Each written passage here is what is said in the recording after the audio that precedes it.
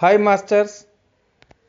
రోజుకు ఒక మంచి మాటలో ఒక యోగి ఆత్మకథ 66వ రోజండి. నిన్నటి రోజుని అనంతుడి యొక్క చెల్లెలు నళిని ఎంతో బక్కపలసగా ఎముకల గూడుతో ఉన్న శరీరాన్ని చూసి అందరూ ఎగతాళి చేస్తున్న సంగతి చెప్పుకున్నాం. మరి ఈరోజు మరికొన్ని విశేషాలు విందాం. అన్నయ్య, మన కోపతాపాలని మర్చిపోదాం. ఇప్పుడు నువ్వు ఆధ్యాత్మిక మార్గంలో నిలదొక్కున్నావు.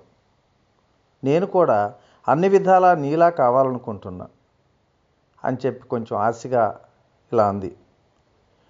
నువ్విప్పుడు ఎంతో పుష్టిగా కనిపిస్తున్నావు. నాకు కూడా కాస్త సాయం చేయరాదు? మా ఆయన నా దరిదాపులు కూడా రావటంలా. నేను ఆయన కోసం ఎంత బాధపడినా ఏమి లాభం? నేను ఇలా సన్నగా ఏ ఆకర్షణ లేకుండా ఉన్నప్పటికీ దైవ సాక్షాత్కార సాధనలో మాత్రం ముందుకు పోవాలన్నదే నా ముఖ్యమైన కోరిక. ఆమె అభ్యర్థన నా గుండెని ఎంతగానో కరిగించింది. మా కొత్త స్నేహం నిలకడగా పెరిగింది. ఒకనాడు తను కూడా నాకు శిష్యురావులనవుతాను అన్నది. నువ్వెలా అనుకుంటే అలా తర్ఫీ దిగి నాకు. టానిక్కుల మీద కన్నా దేవుడి మీదే నమ్మకం ఉంచుతాను అంటూ బొట్టెడ మందులు పోగు చేసి కిటికీలో నుంచి బయట మురుకాలలోకి విసిరి పారేసింది. ఆమె విశ్వాసాన్ని పరీక్షించడానికని భోజనంలో చేపలు, మాంసము, గుడ్లు కూడా మానేయమన్నా. నళిని నేను పెట్టిన నిషేధాలని ఖచ్చితంగా పాటిస్తూ ఎన్నో రకాల ఇబ్బందులు వచ్చినా కూడా కేవలం శాకాహారమే తింటూ కొన్ని నెలలు గడిపిన తర్వాత నేను ఒకసారి చూడటానికి వెళ్ళాను. చెల్లాయ్, నువ్వు ఆధ్యాత్మిక నియమాలని నిష్ఠగా పాటిస్తున్నావు. నీకు వచ్చే బహుమతి దగ్గరలోనే ఉందిలే అంటూ కొంటెగా చిరునవ్వు నవ్వాను. నీకు ఎంత లాభం అవ్వాలని ఉంది? మన అత్తయ్య ఉందే, కొన్నేళ్లుగా తన పాదాలు కూడా చూసుకోలేకపోతున్నా ఆవిడ. మరి ఆవిడంత లాభం అవ్వాలని ఉందా? అమ్మ బాబో, అంత వద్దు. నీ అంత లాభం అయితే చాలు. నేను గంభీరంగా ఇలా అన్నా. దేవుడి దయ వల్ల నేను ఎప్పుడు నిజమే చెప్తా కనుక ఇప్పుడు నిజమే చెప్తున్నాను. దేవుడి ఆశీస్సుల ద్వారా ఈ రోజు నుంచి నీ శరీరం నిజంగా మార్పు చెందుతుంది. 1 నెల రోజుల్లో నాకున్నంత బరువు రావాలి నీ శరీరానికి. నా హృదయాంతరాలోంచి వెలువడ్డ ఈ మాటలు త్వరలోనే నిజమయ్యాయి కూడా. 30 రోజులకల్లా నళిని బరువు నా బరువుతో సమానమైంది. కొత్తగా వచ్చిన గుండ్రతనంతో ఆమెకు మంచి అందం కూడా వచ్చింది. దాంతో వాళ్ళ ఆయన ఆమెను గాఢంగానే ప్రేమించాడు. అమంగళంతో ఆరంభమైన వాళ్ళ దాంపత్యం ఆదర్శంగా చెప్పుకోదగ్గంత హాయిగా పరిణమించింది. నేను దేశంలో లేనప్పుడు నళినికి టైఫాయిడ్ జ్వరం వచ్చిందని నేను జపాన్ నుంచి తిరిగి రాగానే తెలిసింది.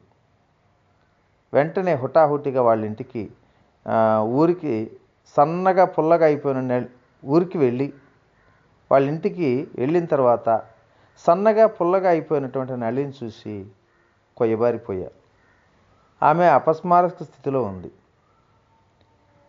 ఈ జబ్బు వచ్చినప్పుడు మీ చెల్లాయి తనలో అనేక సార్లు ముకుందన్నయ్య ఉంటే నాకు ఇలా అయ్యేది కాదు అంటుండేది అన్నారు మా బావగారు. ఇతర డాక్టర్లకి నాకు కూడా ఏమాత్రం ఆశలు కూడా కనిపించటంలా. టైఫాయిడ్తో ఇన్నాళ్ళు బాధపడింది చాలక ఇప్పుడు రక్త విరోచనాలు కూడా మొదలయ్యాయి అంటూ కళ్ళనీళ్ళు పెట్టుకున్నారు మా బావగారు. వెంటనే నా ప్రార్థనలతో ఆమె జబ్బు తగ్గించడానికి విశ్వ ప్రయత్నం చేశాను. నాతో పూర్తిగా సహకరించే ఆంగ్లో ఇండియన్ నర్సు ఒక ఆవిడని ఏర్పాటు చేసి రకరకాల యోగ చికిత్సా పద్ధతులు మా చెల్లి మీద ప్రయోగించాను. త్వరలో నెత్తురు విరోచనాలు ఆగిపోయాయి. కానీ డాక్టర్ బోసు విచారగ్రస్తంగానే తలాడించేశాడు. బ్రతకటానికి ఇంకా ఆమెలో అసలు రక్తమే లేదు కదా. బావగారు తప్పకుండా కోలుకుంటుంది. 7 రోజుల్లో తన జ్వరం తగ్గిపోతుంది అని ఎంతో విశ్వాసంగా చెప్పాను. అన్నట్లుగానే 1 వారం తిరిగేసరికి నళిని కళ్ళు విప్పి ఆప్యాయంగా గుర్తుపట్టి నా వైపు చూస్తూ ఉంటే నా మనస్సు ఎంతో పులకించింది. ఆ రోజు మొదలు తను త్వరగా కోలుకుంది. తను మామూలు బరువుకి వచ్చేటప్పటికీ దాదాపు ప్రాణాంతకమైనటువంటి ఆ జబ్బు కలిగించిన హానికి బాధాకరమైన గుర్తుగా కాళ్ళు పడిపోయాయి. వైద్య నిపుణులైనటువంటి భారతీయులందరూ కూడా, ఇంగ్లీష్ వాళ్ళు కూడా ఆమెను పరీక్షించి ఇక ఆశ వదులుకోమని అవిటిదానికని తేల్చెప్పేశారు. ఆమె ప్రాణం కోసం ప్రార్థన ద్వారా నిర్విరామంగా నేను సాగించినటువంటి యుద్ధం నన్ను బాగా నీరసపెట్టేసింది. ఇక వెంటనే శ్రీ యుక్తేశ్వర గారి సహాయం కోసం నేను శ్రీరాంపూర్ వెళ్ళాను. నళిని పరిస్థితి చెప్పేసరికి ఆయన ఎంతో సానుభూతి ప్రకటించారు. ఒక నెల గడిచేసరికి మీ చెల్లాయికి కాళ్ళు మామూలుగా వస్తాయి. చిల్లి లేని 2 క్యారెట్ల ముత్యం ఒకటి సంపాదించి దాన్ని చర్మానికి తగిలేటట్టుగా ఒక పట్టీతో కట్టుకోమను అన్నారు గురుదేవులు. నేను ఆనందంగా ఒక నిట్టూర్పు విడిచి ఆయన పాదాలకు సాష్టాంగ నమస్కారం చేశాను. స్వామి, మీరు దేశిక చక్రవర్తులు. ఆమె కోలుకుంటుందని మీరు అన్న మాట ఒక్కటి చాలు నాకు. మీరు చెప్పినట్లే ఒక ముత్యం సంపాదించి ఆవిడ కడతాను. గురుదేవులు గంభీరంగా సరే అలాగే చెయ్యి అన్నారు. ఆయన మా చెల్లిని ఎన్నడూ చూసిన వారు కాదు, కానీ ఆమె శారీరక మానసిక లక్షణాలు సరిగ్గా వర్ణించి చెప్పారు. స్వామి, ఆమె పుట్టినరోజు కానీ సమయం కానీ మీకు తెలియదే? ఇదేమైనా జ్యోతిష్ సంబంధమైన పరిశీలన? శ్రీ యుక్తేశ్వర గారు చిరునవ్వు నవ్వారు. అంతకన్నా లోతైన జ్యోతిష్యం ఉంది. పంచాంగాలు, గడియారాలు చెప్పే సాక్ష్యం మీద ఆధారపడదు ఇది. ప్రతి మనిషి సృష్టికర్త లేదా విరాట్ పురుషుడు అంశం ఏమిటంటే అతనికి సూక్ష్మ శరీరం ఒకటి, స్థూల శరీరం ఒకటి ఉంటాయి. మానవ నేత్రం భౌతిక రూపాన్ని చూస్తుంది, కానీ అంతర్చక్షువు మరింత గాఢంగా చొచ్చుకుపోతుంది. ప్రతి మనిషి ఒక అంతర్భాగంగాను ప్రత్యేక వ్యక్తిగాను ఏర్పడి ఉన్న బ్రహ్మాండ స్వరూపంలోకి కూడా చొచ్చుకుపోయి చూస్తుంది. నేను కలకత్తాకు తిరిగి వచ్చి నళిని కోసం ఒక ముత్యం కొన్నాను. ఒక నెల రోజులు అయ్యేసరికి పడిపోయిన ఆమె కాళ్ళు పూర్తిగా నయమైపోయాయి. మా గురుదేవులకు హృదయపూర్వకమైనటువంటి కృతజ్ఞత తన తరపున అందజేయమని చెప్పింది మా చెల్లె. నేను చెప్పిన కబురు ప్రశాంతంగా విన్నారు ఆయన. కానీ నేను సెలవు తీసుకుని వెళ్ళబోతుండగా ఆయన భావగర్భితమైన వ్యాఖ్య ఒకటి చేశారు. నీ చెల్లాయికి అసలు పిల్లలే పుట్టరని చాలామంది డాక్టర్లు చెప్పారన్నావు కదా. ఇక కొన్నేళ్లలో తను 2 కూతుళ్ళను కూడా కంటుందని ఖచ్చితంగా చెప్తున్నా. మరి ఆ తర్వాత కొన్నాళ్ళకి నళినికి ఒక కూతురు కూడా పుట్టి ఆనందం వచ్చింది. అలాగే మరి కొన్నాళ్లకు మరో కూతురు కూడా కలిగింది. మా చెల్లికి కట్టమన్నటువంటి ఈ ముత్యాలు, లోహాల గురించి ఒక సత్యాన్ని తెలుసుకున్నాం. ముత్యాలు, రత్నాలు కూడా ఇవి కొన్ని లోహాలతో నిర్మితమైంది.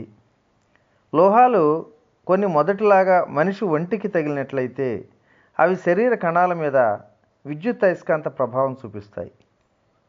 కొన్ని మొక్కల్లోనూ, లోహాల్లోనూ, రత్నాల్లోనూ కూడా ఉండేటువంటి కర్బనం, ఇతర లోహ మూలకాలు మానవ శరీరంలో కూడా ఉన్నాయి.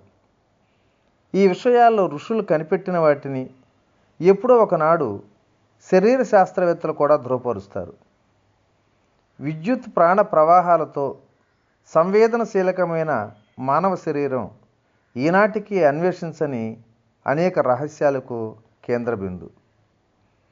రత్నాలకు, లోహపు కడియాలకు శరీరంలోని రోగాన్ని నయం చేసే విలువ ఉన్నప్పటికీ శ్రీ యుక్తేశ్వర గారు వాటిని సిఫార్సు చేయటానికి మరో కారణం కూడా లేకపోలేదు.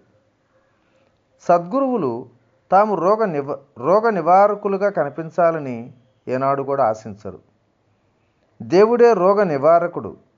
అంచేత సాధువులు ఈశ్వరుడి దగ్గర నుంచి తాము సవినయంగా అందుకున్న శక్తుల్ని తరచు రకరకాల ముసుగుల్లో మరుగున పరుస్తారు. సాధారణంగా మానవుడు ప్రత్యక్ష వస్తువుల మీదే విశ్వాసం పెట్టుకుంటాడు. రోగం నయం కావటానికి మా గురుదేవుల దగ్గరికి ఎవరైనా వచ్చినప్పుడు ఆయన వాళ్ళకి దండకడియం వేసుకోమనో రత్నం ధరించమనో సలహా ఇస్తూ ఉంటారు.